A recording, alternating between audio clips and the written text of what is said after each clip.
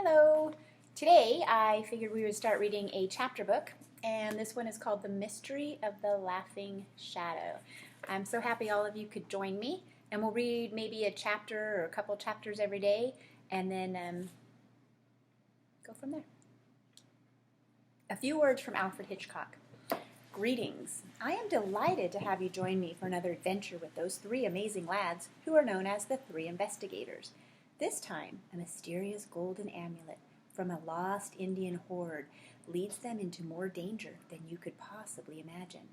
And, for additional excitement, a strange laughing shadow pops up in the most unlikely places. If you have read any of their previous cases, of course you know all about my young friends. The first investigator, Jupiter Jones, is stocky, almost fat. Pete Crenshaw is tall and muscular, and Bob Andrews is slighter and more studious.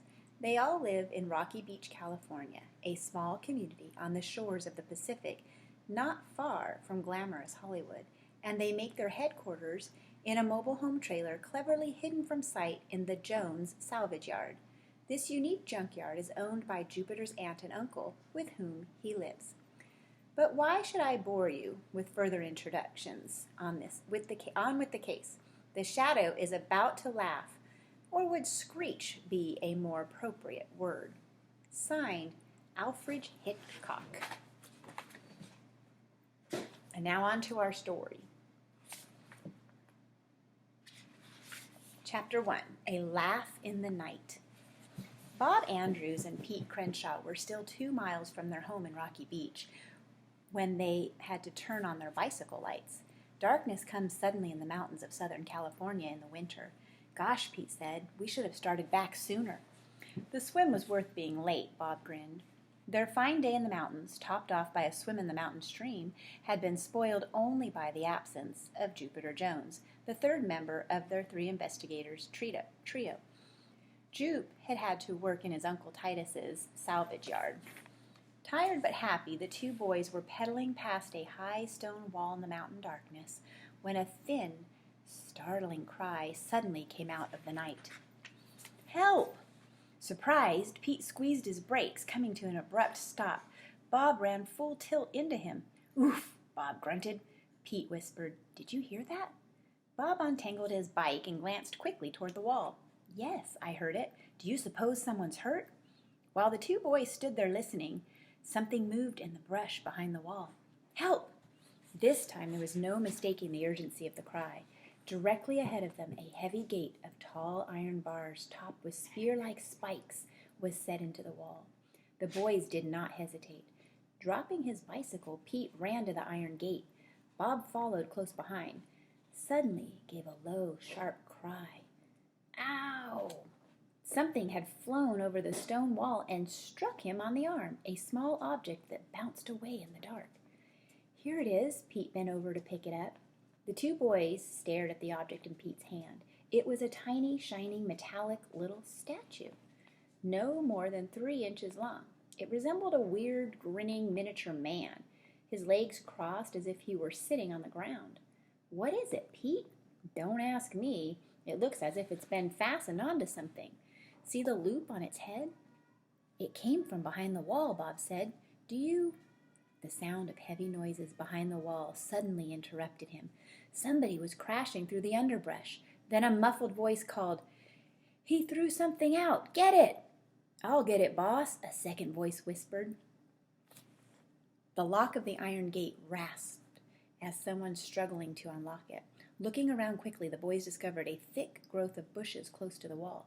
They pushed their bikes out of sight and crouched down in hiding.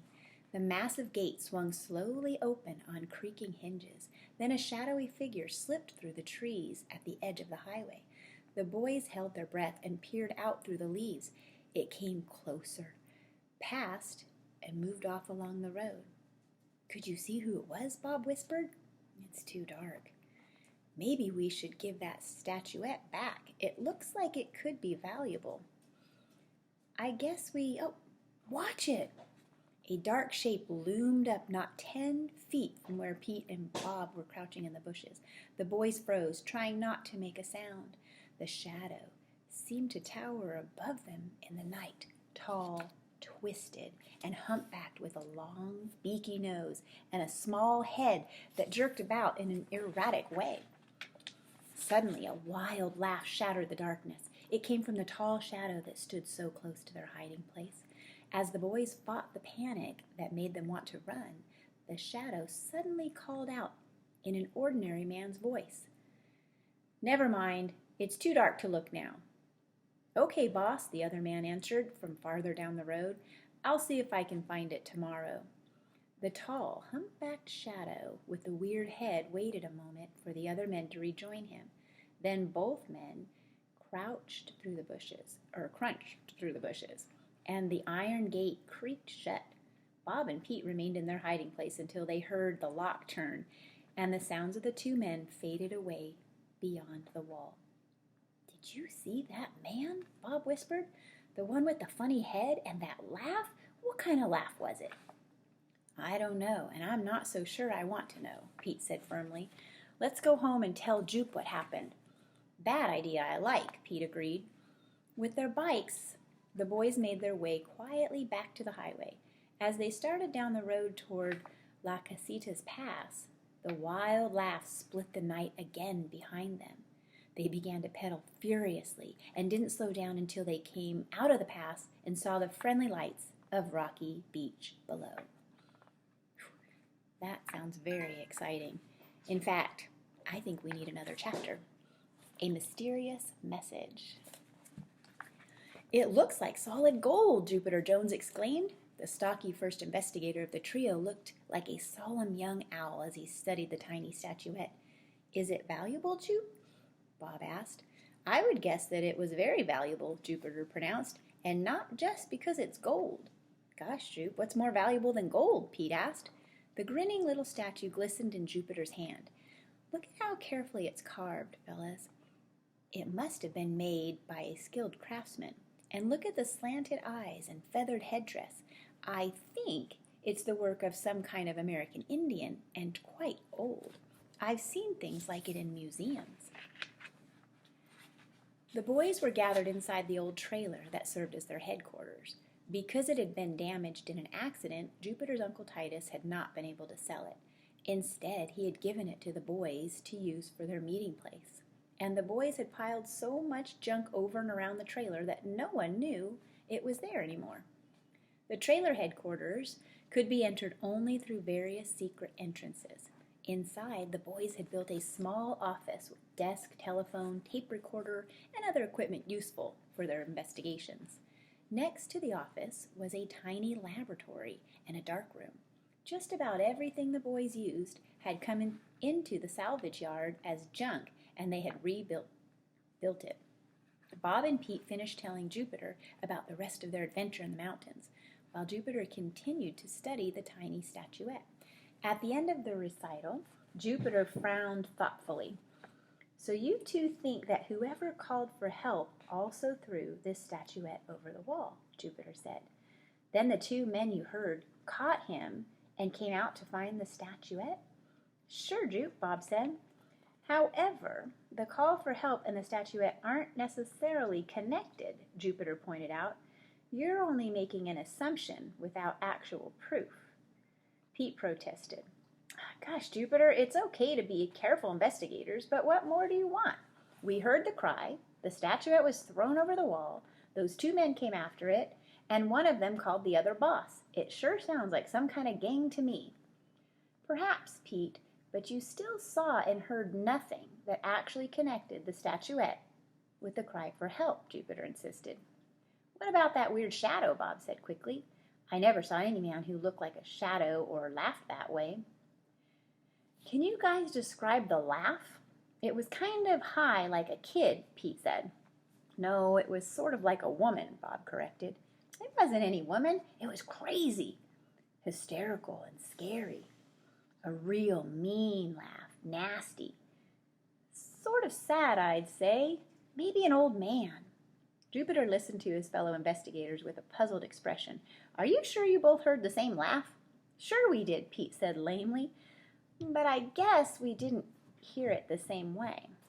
"Yet you both heard it clearly and very close," the first investigator sighed.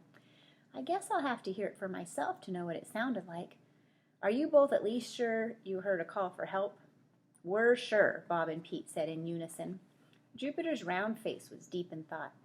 From where you say you were, and your description of the wall and gate, I'd say you must have been outside the old Sandow estates. Bob snapped his fingers. Of course, the old Spanish land grant. More than 5,000 acres. It's mostly mountains, but old Miss Sandow's father had herds of cattle there a long time ago, Jupiter added. Don't they have cattle now? Pete asked. Bob shook his head. No, Pete, I remember reading about the Sandows and their estate when I was doing some research in the library. Old Miss Sandow's father was the last one who actually worked the estate. When he died, only Miss Sandow was left, and she became kind of a hermit. My dad said she's what they call land poor, which means she has more land than money. She lives alone out there except for a maid and a day gardener. No one ever sees her. Bob was the research and records man of the three investigators, and his facts were always correct about something he had looked up. Jupiter's face took on a serious expression. Which means that when you saw and heard tonight, fellas, is quite strange. What were those men doing on the Sandow estate, and where did the statuette come from? Maybe a gang was stealing from Miss Sandow, Pete said. But she doesn't have any money, Bob pointed out.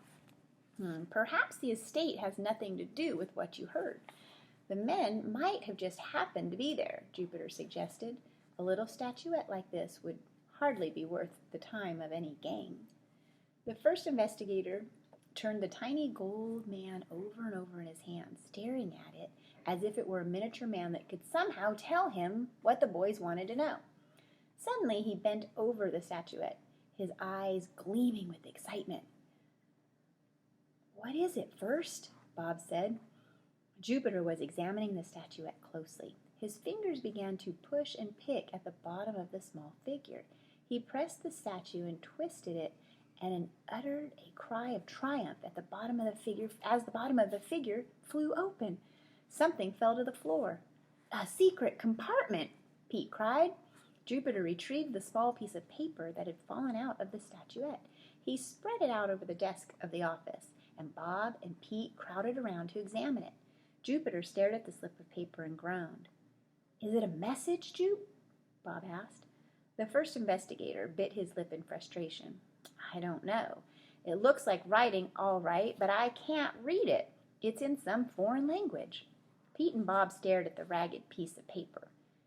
It isn't any language I've seen before either, Jupiter added grumly. The boys fell silent in disappointment.